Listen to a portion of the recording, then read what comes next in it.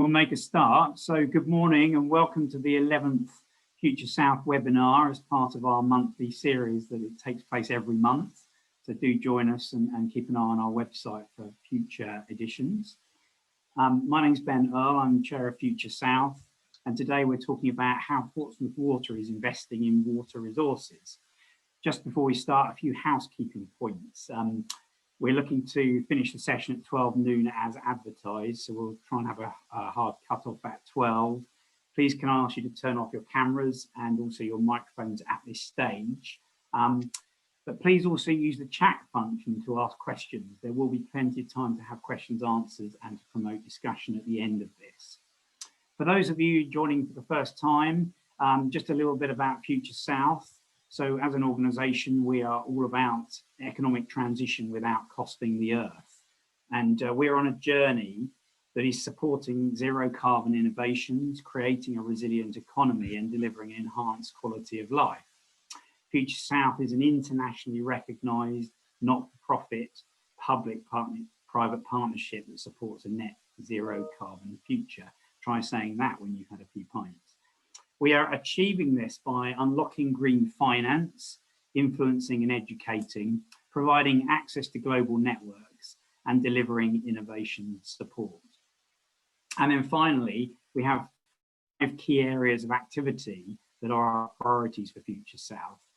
These are deploying renewable energy and other zero carbon technologies, mobility for all through efficient and sustainable transport, communities capitalising on the value of biodiversity, promoting the creation of resilient homes and businesses, and reducing resource use, including water, waste and energy. So obviously today we're focusing on water, and I'm delighted to introduce Jim Barker, who's Head of Water Resources, Leakage and Smart Networks for Portsmouth Water. Jim has over the years been passionate about ensuring that the balance of supplying customers with top quality water, whilst at the same time looking after the environment from where it comes from, is preserved. We are looking forward to hearing about the important work he's doing at Portsmouth Water. So Jim, over to you. Thanks, Ben. Hello, everyone. So yeah, I'm Jim Barker, Head of Water Resources and all that other stuff at Portsmouth Water. It's one of the longest job titles, and thankfully we no longer have business cards because actually I probably couldn't get it on a business card.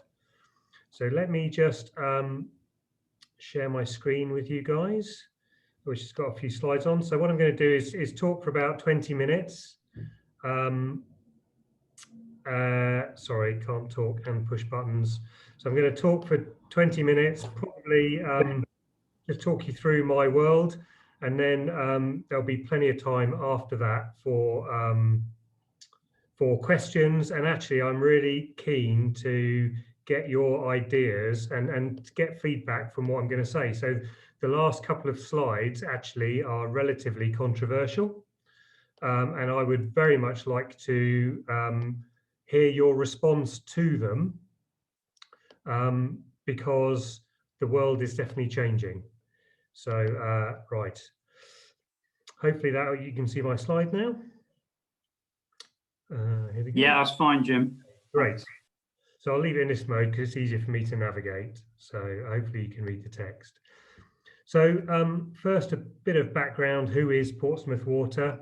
So the water supply kind of network in the southeast of England is a little bit different to the rest of the company. There's a mosaic of companies across the southeast.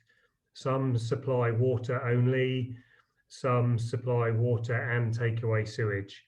And in areas where there's a water supply company, there's a different company who take away sewage. So Portsmouth is a water only company. So we only supply drinking water to our patch, and there's a little map there. So we run from Wickham, Fareham kind of line in the west to just beyond Bognor Regis in the east. We're a very old company, one of the oldest water companies left in the country.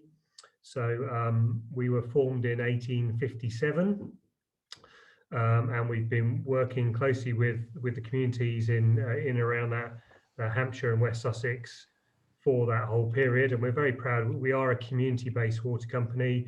one of two water companies left with a kind of a location in the title, if you like, and we're very close to a schools program. We work closely with the country, Staunton Country Park, and really we tend to employ people from within our patch who come from the community, and that fosters a real community spirit for us. We are one of the smallest water companies, so we have roughly 320,000 homes and businesses in our patch. That equates to about 750,000 people. And in terms of kind of numbers, so on a boring, cold winter's day, we supply about 170 million litres of water into supply. On a hot, sunny, cracking day like today, we're probably up to about 210 million litres today. And in the really hot weather last year in August, we actually broke a record. We got up to 235 million litres of water a day. So we're not massive in the scheme of things for water companies, but actually in terms of the volume of water we shift around, it is a large volume of water. Where do we get that water from? So we're very lucky here in that we basically live on a giant reservoir. So the chalk under our feet is where we get most of our water from. So, I mean, you know, sorry to take you back to kind of GCSE geography lessons, but effectively the high ground and the downs are to the north of us. Rain falls on those, it percolates through the chalk. The water slowly moves through the chalk towards the sea through gravity, and we pick it up on its way through. So either we have boreholes, deep wells on the chalk that tap into the water in the ground, or there is a spring line actually that runs through Havant, where our head offices are, which is where the clay and the chalk come together, and actually water just comes to the surface naturally there. So we take what we're given along those spring lines. We do have one direct abstraction from a river. So we do abstract water from the River Itchen, sort of between Eastleigh and Southampton. It's out of our supply patch, but back in the day, 1950s, 1960s, there were plans for Southampton and Portsmouth to meet as one giant urban conurbation, which I'm not sure would have worked. It feels a bit like polar opposites on magnets, doesn't it? Southampton and Portsmouth. But anyway, so we back in those days, we put in a potential ability to supply this growing conurbation that never really quite came to pass.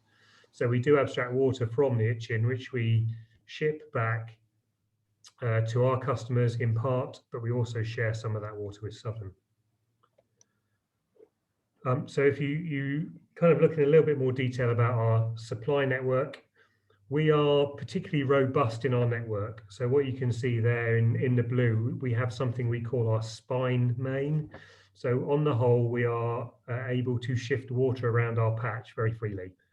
That makes for good interconnectivity. It also makes for really good resilience. So we also have 22 small sources of water rather than 2 or 3 really big sources of water. And again, that makes for good resilience. So if we lose a site to a breakdown or a pollution incident or something, actually, you know, we haven't invested all our eggs in one basket.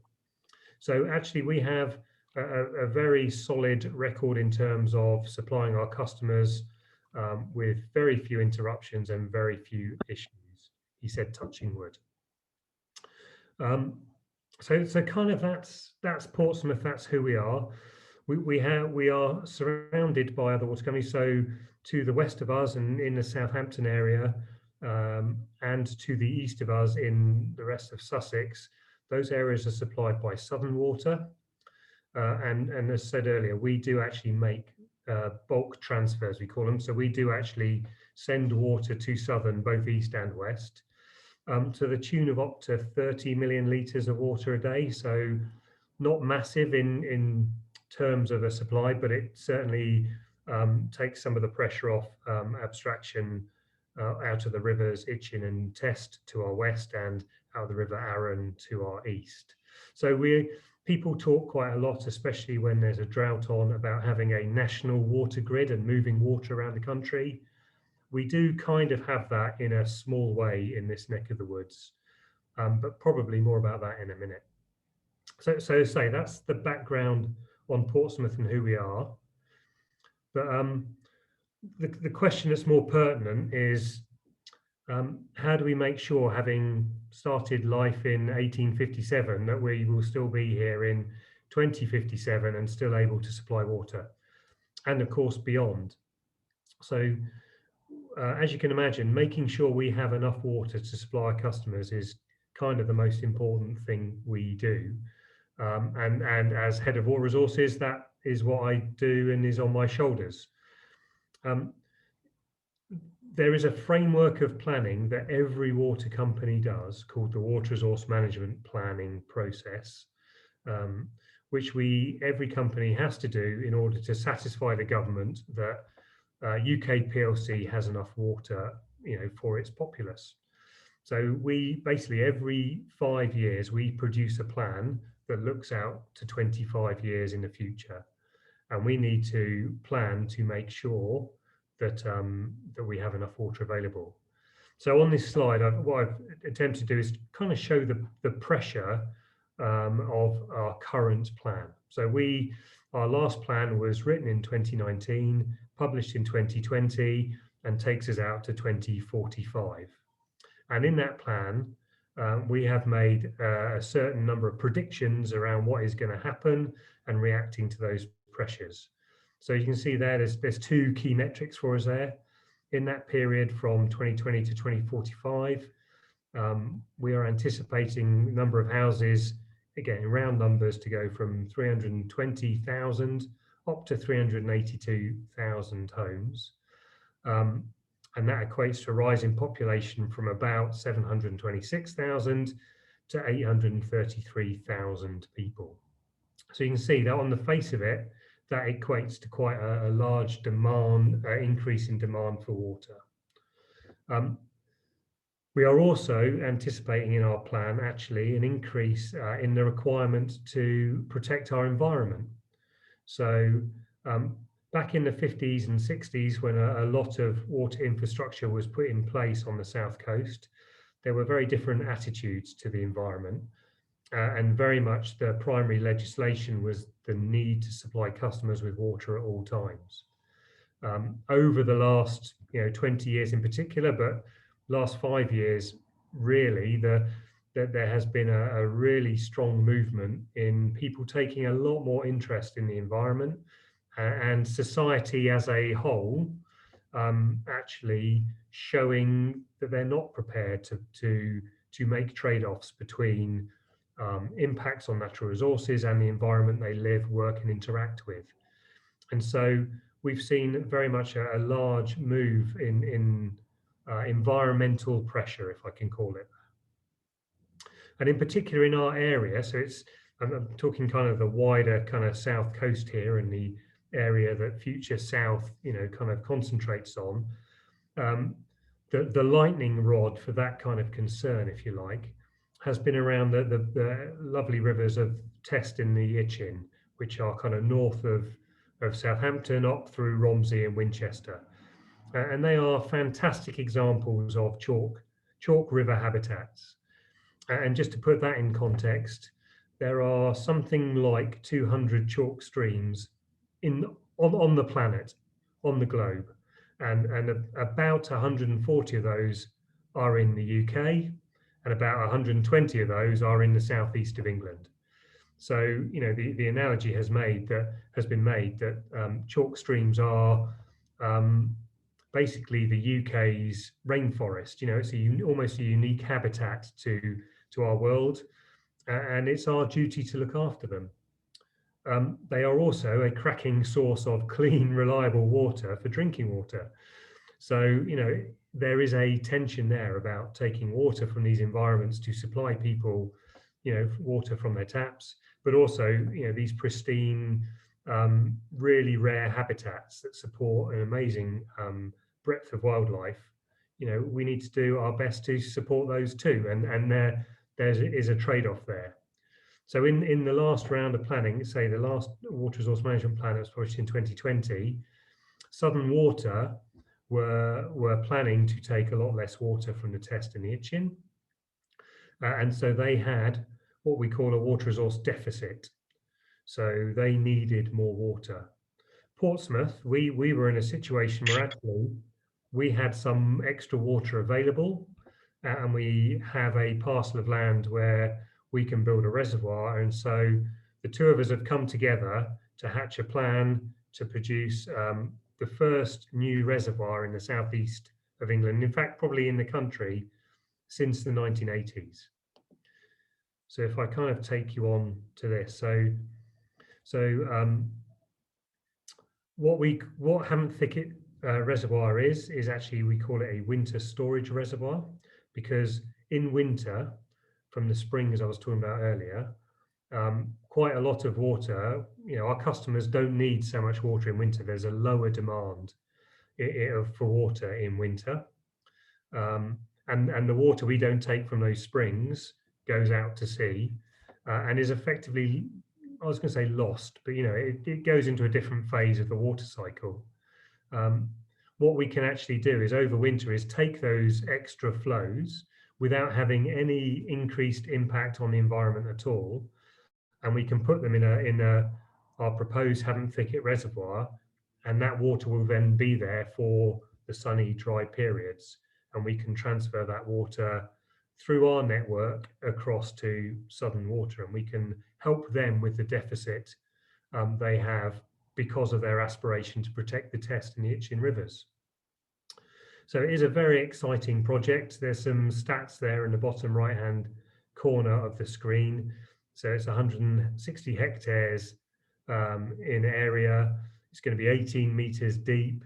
It's 1.6 kilometers by 0.8 kilometers wide. There's 8.7 billion liters of water.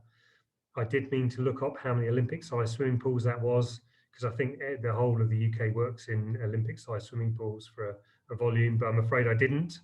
And the whole thing is costing £120 million. But not only is this scheme alleviating pressure on the Test and the Itchen chalk rivers, it's also in of itself a really amazing opportunity to create a new and lasting environmental benefit just north of Havant and for our customers locally.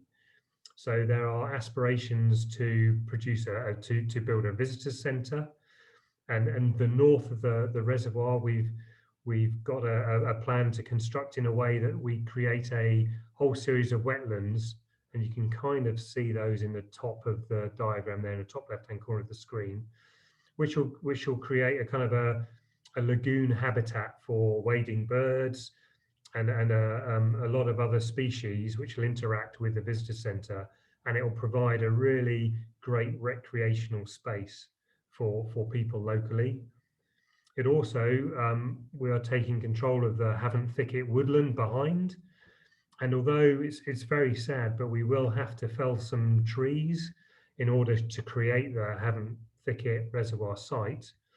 We are taking on the management of Havant Thicket wood beyond, and actually there's a Southleaf Forest, there's an area called Southleaf Forest beyond that, which we're taking into a managed environment, and we will be providing a biodiversity net gain overall. So we'll be improving the Havant Thicket and the Southleaf Forest habitats to support wildlife, such as there's a really rare species of bat called the Bechstein bat. There's dormice, there's a whole load of native fauna and flora, which will actually benefit from that improved upkeep. And the area is much larger than the area, unfortunately, we're losing to the reservoir. And we're also planting a whole load of new trees, and as part of that, we've reached out to the local community, and we're opening something called Memory Park, which is an area of woodland we're going to create, which is designed to provide a peaceful place for people to go and reflect and think about people they might have lost through COVID, or there's a really strong services link to our population in Portsmouth and Havant. So maybe reflect on people or colleagues they've lost through service with our armed forces and unfortunately through that kind of activity. So, you know, we're really interacting with the community around that, and it's been wonderful to work with local schools and local people to take ownership of some of those projects. It's not just about finding new water as well. So what we're also doing is working very, very hard to make sure that our provenance around the water we abstract and use is as good as it can be. So we are working very hard to reduce the leakage from our pipes. I'm sure every year you read about leakage from water company pipes. We have, you know, over 3,500 kilometers of pipes. So having a leak-free environment is impossible for us. But we work every day to make sure we detect and repair leaks on our system. And actually, we're really proud to say leakage is the absolute lowest level ever in the company, and that's as a result of a load of investment we've made for something called fixed acoustic loggers. So it's a very clever system. We have effectively put microphones on our distribution network and connected those to an AI and artificial intelligence software program that effectively listens to the network between kind of 2 at night and 4 in the morning, when the network is at its quietest and when road and other background noises are at their quietest. And this series of microphones can pick up the noise of leaks. And it's working really, really well to identify leaks in our network. And so we can send our gangs to not quite pinpoint actually, but certainly within kind of 10 meters of a leak. And it's brilliant, the system, and we're investing very heavily in it to expand it across our whole network. So at the moment, we are delivering a leakage level at its absolute lowest and is possibly at the lowest in the country at the moment. So that kind of describes where we are and the investment we're making and the kind of the big new moving part in water resources in the South Coast. But the world of water resource planning never sleeps. And whilst we published our last plan in 2020, and that looks out to 2045, we are already planning for the next round. And life gets a lot more interesting in the next round of planning. So the government have decided that a 25-year plan is good, but possibly doesn't provide enough insight to allow large-scale infrastructure investment in good time. So the reservoir, we got permission to build it just 2 weeks ago. So we got planning permission 2 weeks ago. It won't actually be live until 2029. And that's at least 2 planning cycles. So the government, understanding that this kind of 5-year planning cycle might not help with making the case for large infrastructure requirements, has asked us now to plan all the way out to the year 2100. It's also asked us to formally plan as a Southeast region. So there's 6 companies that are in the Southeast region, ranging from Affinity, who look after the kind of Hertfordshire and East Anglia, I suppose. And then there's the Thames Water Company, who look after Thames Valley and the whole of London. There's Southern Water, and there's 2 other water-only companies, Southeast Water and Sutton East Surrey Water, who kind of fill in the gap of the lump of the southeast of England. And we've been asked to produce 1 plan for the southeast, as well as individual water resource plans for our own companies, to plan out to 2100, and to plan for a drought event that has never featured in our historic record to date. So we have also been asked to plan for a drought that may happen on average 1 in 500 years. So our historic record lasts for about 160, 170 years in places, where people have actually got physical recordings of environmental kind of indicators, so rainfall or river flow. But we're being asked to plan for 1 in 500 year drought.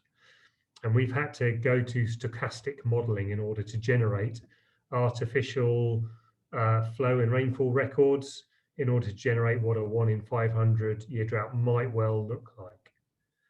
So those two things are big new asks. And what we've also had to do is look at what we think of the effect on what the population pressure will be over that time frame, and also what climate change will mean for the availability of water in the environment. So there's a couple of stats on there. So the first two numbers you'll recognize for population, which I showed in my last slide. So today, 726,000, by 2045, 833,000. Well, we're thinking the population for Portsmouth Water, will be just over 1 million people by 2100. So again, a big demand on water, an extra water demand.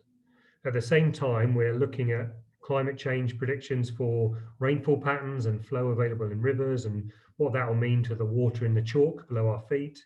And we think actually we'll lose up to 10 megalitres a day availability of water through changes in rainfall pattern, which again adds pressure onto the water balance. And finally, there's a big chunk there of recent kind of publications and pressure, which is just showing actually the pressure, the public awareness and public pressure on and the value they put on our environment, and particularly the chalk-driven environment of the chalk streams I was describing earlier, is growing. And actually, it's really plausible that the Environment Agency, who are the economic regulator for the government, will legally protect all chalk streams in the south of England and probably the water in the chalk aquifers as well, which means we would have even less water available to us to take from the environment in order to protect what is this amazing environment. So all of that adds up to, do you know what, we've got a bit of a headache to solve by 2100. So this is where we get to the slightly controversial part. So what I'm going to let you into now is into my head of some of the conceptual planning we're doing to think about how we might supply water to our customers and actually more broadly across the south coast of England, interacting with our partners. And what I'm going to show you now is not plans. They're not published anywhere. This is literally the conceptual thinking we're doing now in anticipation for our next water resource management plan, which will be published in 2025 and will, as I say, look out to the year 2100. And I am genuinely interested in your response to this and to generate a conversation around some of this. So having lined it up, here we go. The first kind of controversial thought in Portsmouth Water's kind of patch is about metering. So some of you guys will be hopefully Portsmouth Water customers and very happy with us. Some of you guys will presumably be Southern Water customers. And there's one very big difference between the two companies from a kind of how you pay your bill perspective. If you're a Southern Water customer, you are more than likely to be on a water meter. If you're a Portsmouth Water customer, you're more than likely not to be on a water meter. And metering someone, asking someone to pay for their water on the basis of how much they use rather than on the rateable value of their property makes a big difference for the psychology of how much water they use. There's two figures there which come from Water UK, our industry body, which just shows that customers who are charged through a water meter use on average 129 litres per person per day. People who pay without a water meter, so through the rateable value of their property, on average use 171 litres per head per day.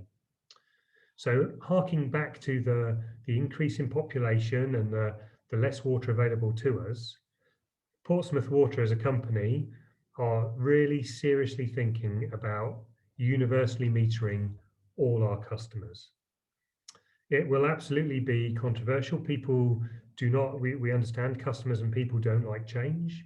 We've done some research in the past that has said whilst our customers understand that paying for what you use is the fairest way of paying for water, actually they're quite happy not to be metered, and the status quo is acceptable to them. So if we were to go down this this road seriously, we would need to have a long conversation with our customers and understand their concerns and hopefully alleviate their concerns, because certainly this is a really obvious way of helping us match the supply-demand balance in terms of water we need to make. And the bottom slide there is, the world of metering is forever changing, and technology is marching on. And so we are looking at and talking to suppliers of the latest in smart meter technology. So we would be hoping that if we were to pursue the universal metering of our customers, we would be supplying a tool for our customers to understand their use, as well as a tool for us to understand customers' use, understand the operation of our network, and to allow us to bill customers for the water they consume. And it's amazing what you can do now with smart meters. So that would allow us to automatically put a leak alarm on each customer's house. So if we saw a change in water use within a customer's property, that might be indicative of a leak, either in their house or under their house. And so we would be able to alert customers to changes in usage pattern the meter picks up, and that might well help a customer identify a leak really quickly in their property or under their property. It would help us engage with customers around how much they're using, and would help us supply and maybe new white goods or changes to infrastructure within people's houses to help people use less water and therefore save money. The less water people would use in this world, in the metered world, the smaller their bills would be. So there's lots of stuff in this space we would love to be able to engage with customers on and give our customers a better service, really, than just plain old water from the tap. So that's one controversial thing we're thinking about. The next proposal is definitely out there for the UK. And again, what I'm talking about here is a conceptual design, which is why the diagram is pretty Mickey Mouse and crayon at this moment in time. But again, really interested in your thinking on this. So again, conceptual model, no plans to do this in reality, but we are thinking that if we were to need a lot of new water and we weren't able to take that water from traditional sources out of the chalk, what options do we have? And in reality, in our neck of the woods, Portsmouth is surrounded in the west by Southern Water and then on to Wessex Water in Dorset. And that is all chalk water. So the Hampshire Avon River, the Test, the Itchen, that's all chalk environments and to be protected. So there's no spare water to our west. To the east, we have the Downs continuing across to Brighton.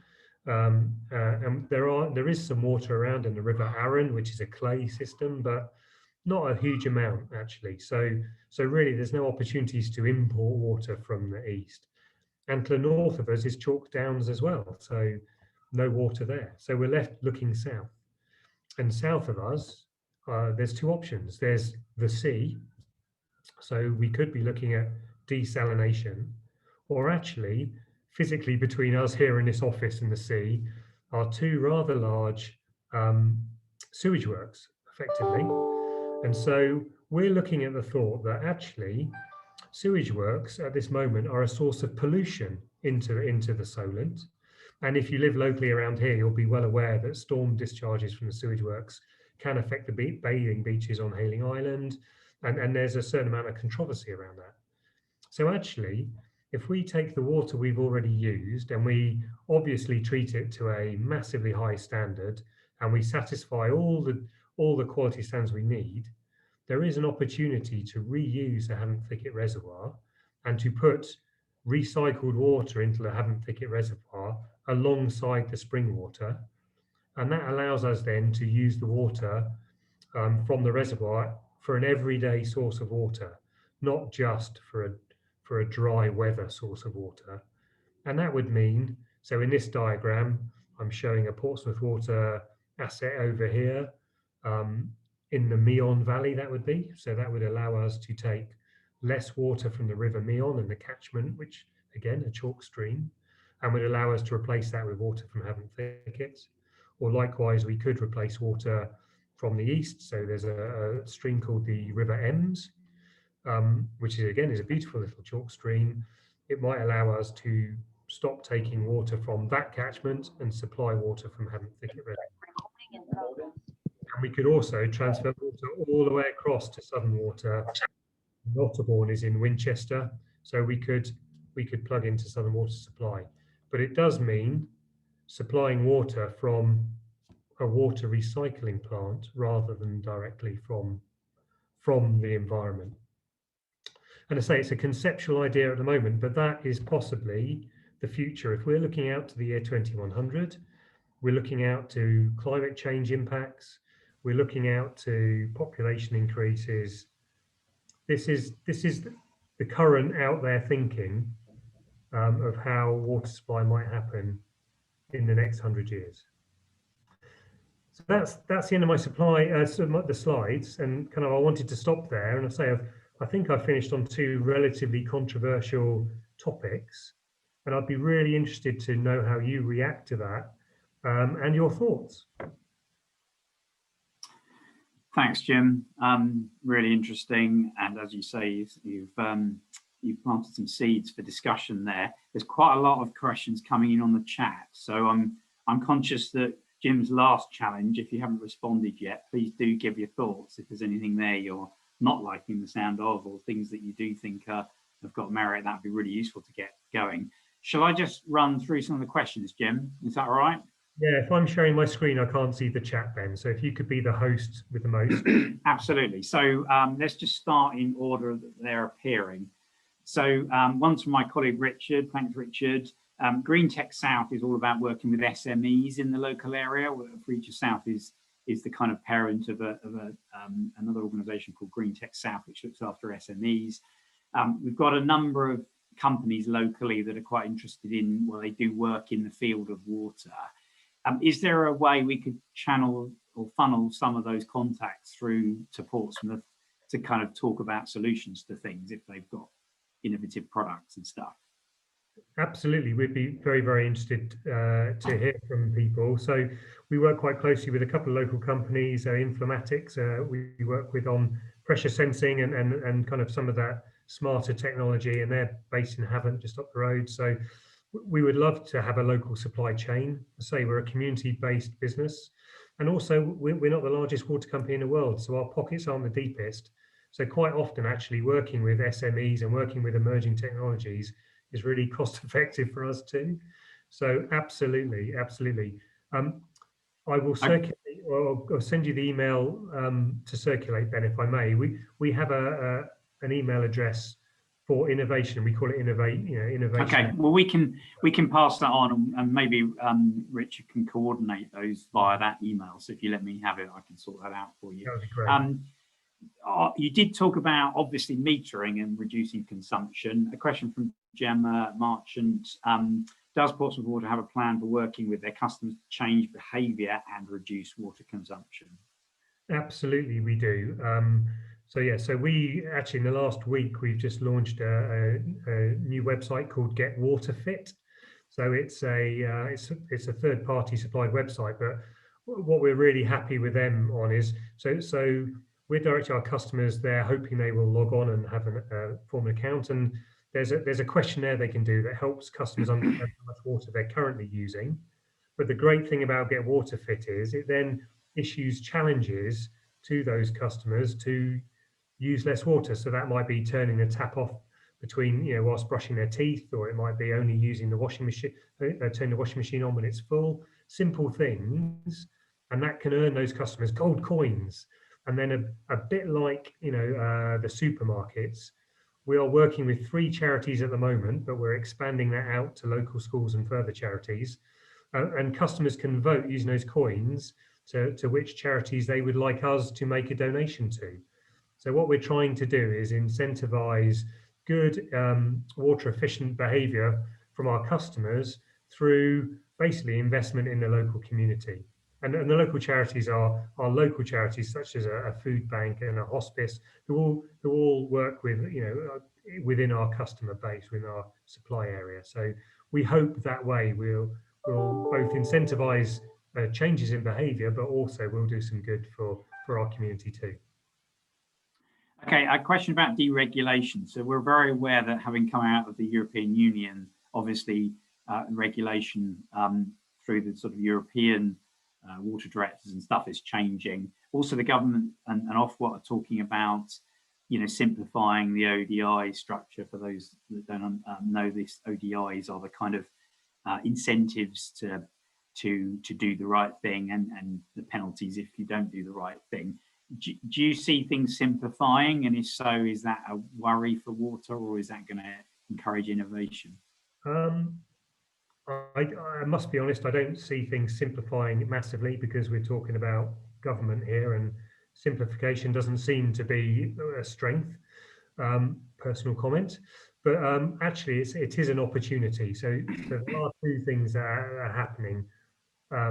So with Brexit and all the rest, actually the UK is thinking quite heavily about how it subsidises farmers and how it incentivises farmers to be environmentally friendly. And I forget the acronym that's being used, but there's a new fund being set up in lieu of the European kind of funding that was available. Is it ELMS? Thank you. Yes, ELMS. Well done, Ben. Which incentivises landowners to be more responsible. One of our issues in the chalk environment is actually nitrification of the water. So if too much fertilizer is put on land or too many chemicals put on land, it can end up in the groundwater, and it can be very expensive for us to treat in order to make water safe to drink. Cutting all that off at the source would be a much more cost-effective and environmentally friendly thing to do. So being able to incentivize landowners and farmers to maybe use chemicals differently is a great opportunity, and I know it's one being pursued by the Environment Agency.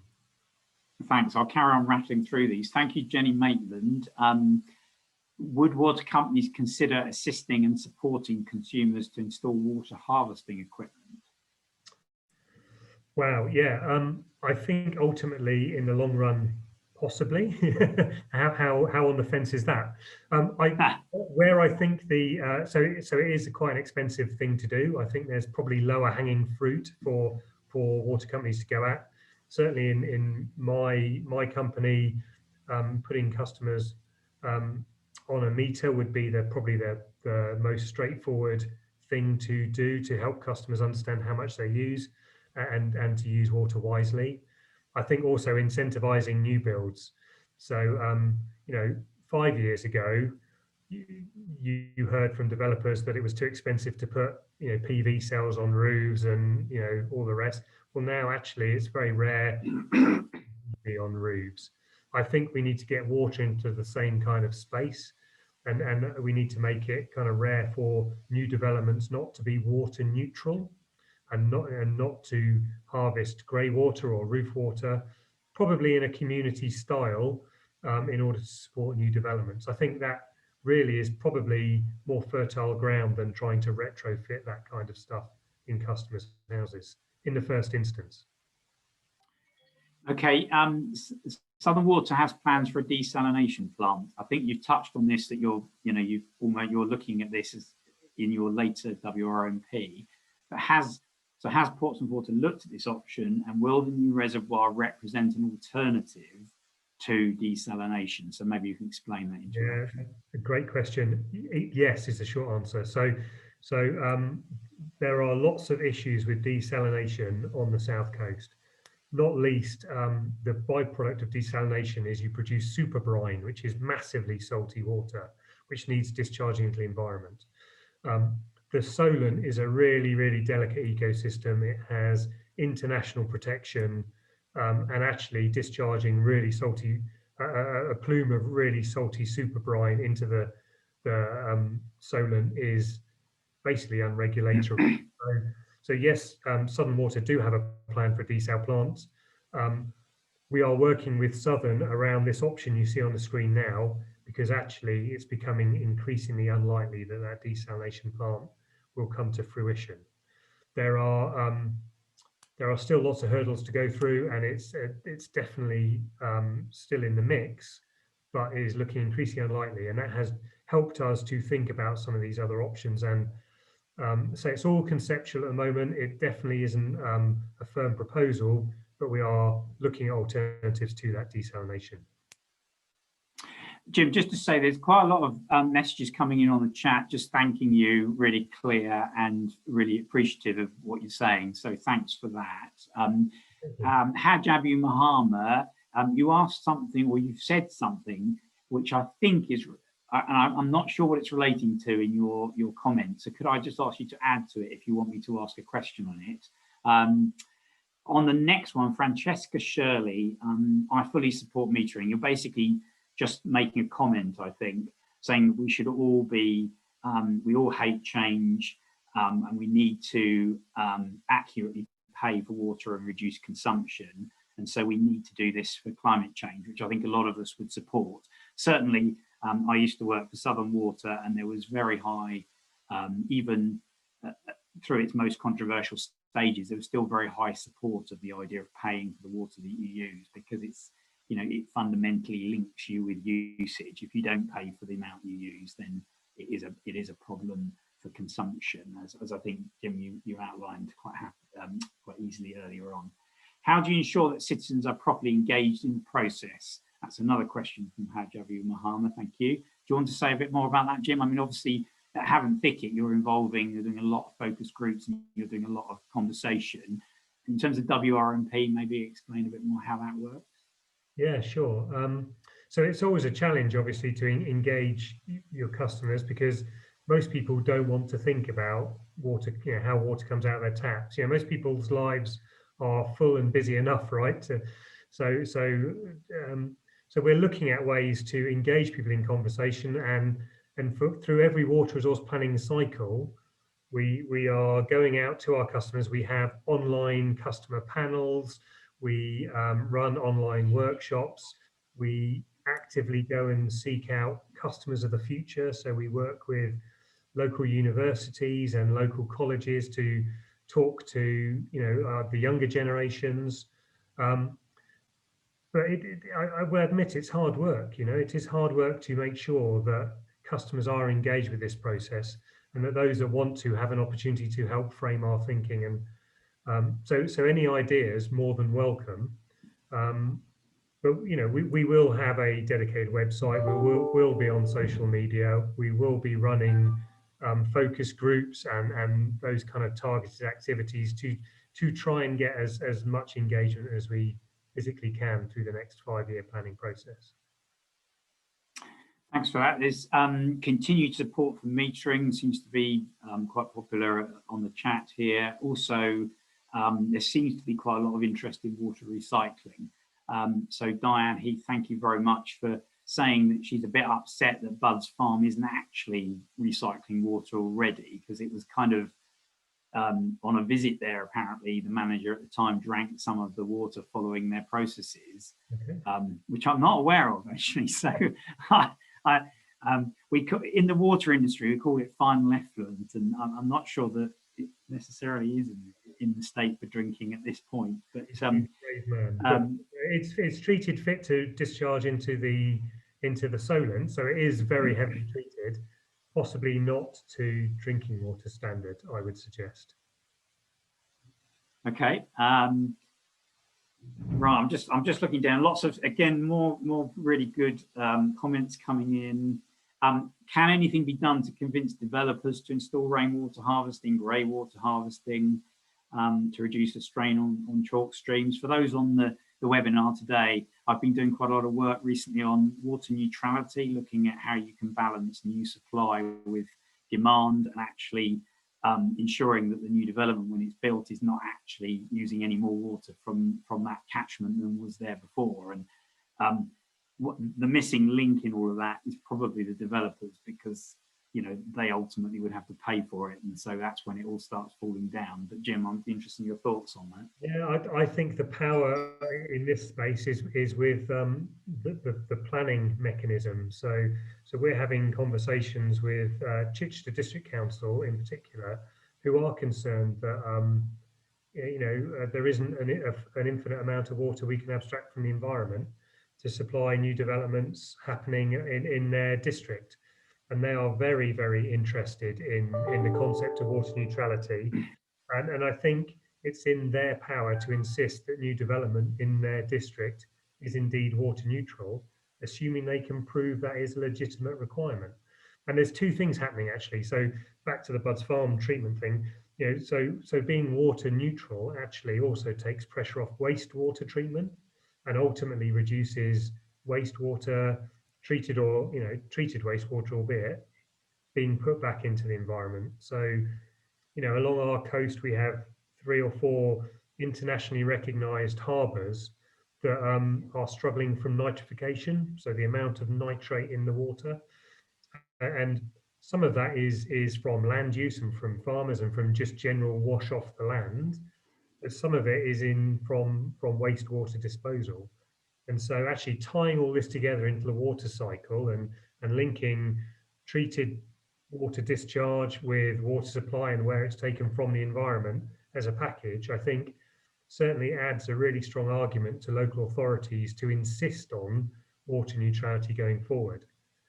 But it's an emerging position, and will need to be defensible against appeals by developers who quite naturally will want to maintain the lowest overheads they can. So part of it is the law and the planning system, and the other half actually we should be demanding new houses are water neutral.